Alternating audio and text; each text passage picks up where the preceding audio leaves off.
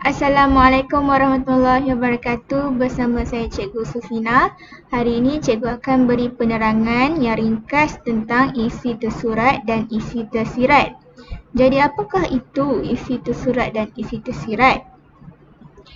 Isi tersurat merupakan ayat yang disampaikan dengan jelas dan mudah untuk difahami.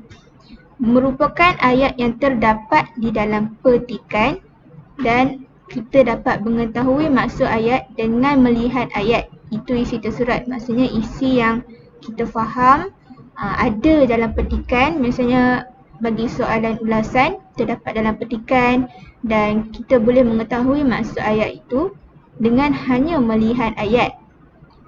Apa pula itu isi tersirat? Isi tersirat, maksud dan makna ayat tidak disampaikan secara terus terang. Dapat difahami jika membaca keseluruhan teks dan tidak terdapat di dalam petikan secara zahir, di mana ayat isi tersirat ini tidak terdapat dalam petikan secara zahir itu, di mana ayat itu tidak dinyatakan di dalam petikan. Tetapi jika murid membaca keseluruhan teks, jadi kita hasilkan ayat yang baru, murid hasilkan ayat yang baru untuk menerangkan kembali apa yang murid faham dalam ayat tersebut. Itu dinamakan isi tersirat. Kemudian kita lihat kepada contohlah. Ini contoh soalan ulasan tabiat pemakanan remaja. Itu ayat-ayat yang ada dalam petikan. Misalnya hanya 56% remaja akan mengambil makan malam dan 30% remaja yang mengambil sarapan. Kemudian ada 74% remaja yang obesiti, tidak mengambil sarapan. 44% remaja tidak bersarapan kerana tiada selera, dan berbagai lagi ayat yang adalah. Ini contoh soalan ulasan.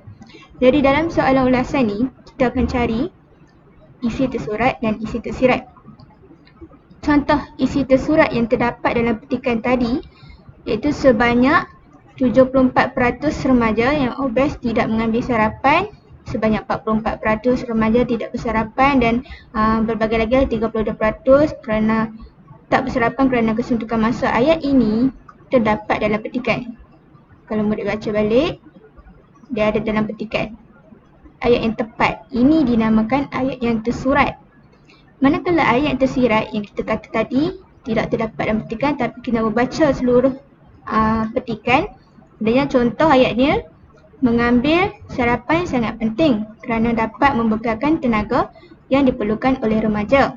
Remaja yang mementingkan sarapan dapat mengelakkan obesiti. Ayat ini tidak terdapat dalam petikan. Tapi jika murid baca, kita baca semua ni, kita perlu mengambil sarapan, hanya sedikit sahaja remaja mengambil sarapan. Jadi kita buat satu kesimpulan. Kita olahkan kembali ayat-ayat ini menjadi satu ayat yang baru. Kita olahkan balik. Contoh, kita tengok dekat sini, 74% remaja yang obes tidak mengambil sarapan. Kita olahkan balik. Remaja yang mementingkan sarapan dapat mengelakkan obesiti. Jadi ini isi tersirat. Dari isi yang kita baca seluruh petikan, baru kita dapatkan isi tersirat dia, isi dalaman dia macam tu. Okey, jadi nota, murid kalau kita buat soalan ulasan, murid perlu menulis kedua-dua isi tersurat dan isi tersirat ini di dalam jawapan ulasan anda. Misalnya pendahuluan, kemudian masukkan isi tersurat dan kita masukkan isi tersirat di dalam ulasan tersebut untuk menjadikan ulasan kita tepat dan lebih menarik. Okey, baik, kita tengok dekat sini. Ini untuk membezakanlah, untuk murid-murid dapat membezakan dengan lebih baik isi tersurat dan isi tersirat. Tersurat jelas, mudah difahami. Tersirat tidak disampaikan secara terus terang. Tersurat pula ada dalam petikan, manakala tersirat tidak terdapat dalam petikan secara zahir. Tapi sebaliknya kita kena buat kesimpulan baru. Kita kena faham dan buat ayat baru. Kemudian tersurat kita dapat mengetahui maksud ayat dengan melihat ayat. Manakala tersirat dapat difahami jika kita membaca keseluruhan ayat. Itu maksud isi tersurat dan isi tersirat. Sekian sahaja daripada saya. Boleh komen dekat bawah kalau ada soalan. Saya akan jawab. Jangan lupa like dan subscribe. Assalamualaikum.